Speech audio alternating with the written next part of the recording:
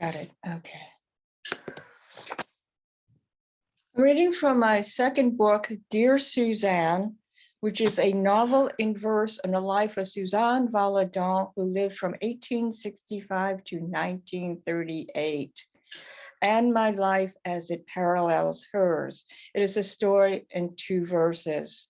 Valadon was a much respected French artist, post-impressionist, and mother of Maurice Utrillo. So I'm going to alternate me, her, and the poems in my voice are epistolary poems. They're letters in prose. April 1, 1948. 10 years after your death at 11 a.m. in Montmartre, I am born close to 10 p.m., a time and day that will shadow me in pranks and an early start in school. Golden fish swim in my peripheral vision.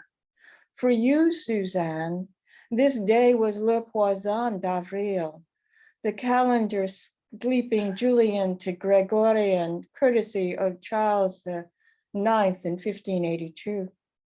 Mock gifts were sent to friends, jokes on them, joke on me, named for crazed grandmother Eva Green.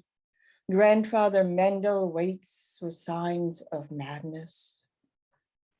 Like my aunt, Eva's lost child, we scream, won't be crazy, won't be, won't.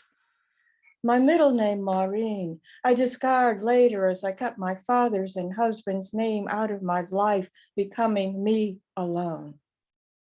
We change our names to change the road we travel from birth.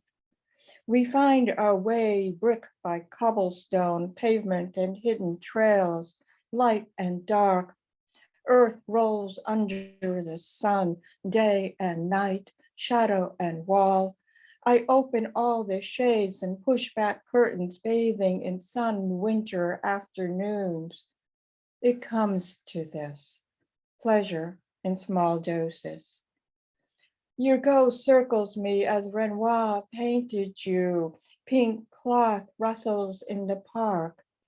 I spin around the small life, a ghost to myself. What you will be, I say to this enfant, wait, wait, wait. Childhood, a time of patience. Someday it will be easier to breathe. Suzanne, I will talk to you at the end of the museum corridor, the room with Manet's portrait of his wife, or Degas' bronze dancer with a faded ribbon in her hair. I speak for me, Suzanne, not for your dead ears or a spirit watching all the same. And this one's called Hunger. Persona in Suzanne's voice. She's around 9 years old at this time. Hunger. Bits of chalk crumble in my fingers, down to nubs to scrape knuckles. Frenzy, I draw in swooping in hard lines those who pass on the street below, seen from one grim window until I run out of wall. Mother comes home heavy, hauling baskets of laundry, angry as though I did harm. These dingy walls scored and stained, what grace do I cover? She rubs out.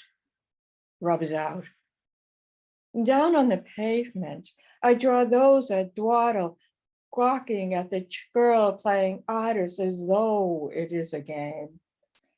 I grab scurrying scraps of paper, bills of faded old receipts, once a letter crumpled and smooth.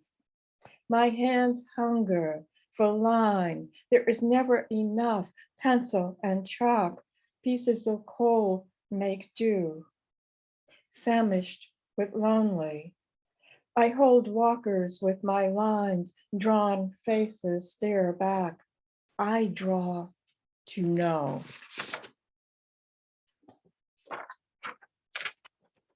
The next one's called Marriage and War.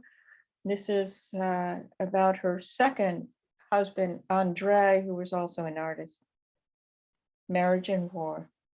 I paint us Adam and Eve, his arm reaching for the apple my hand holds aloft. I adorn him in a ragged vine. For 5 years, skin on skin, across the room, easels side by side, squabbles over dirty brushes disappearing, paint tubes loving. Oh, the loving.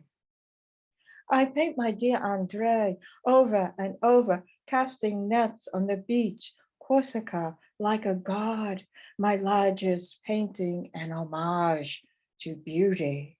As he steps body to body over rocks, front view, ropes hide the precious parts, side view, turning with the nets back, leaning into the toss, net draped over shoulder. I outlined his taut muscles in black. Now in 1914, reunite in the town hall, German troops a few miles east.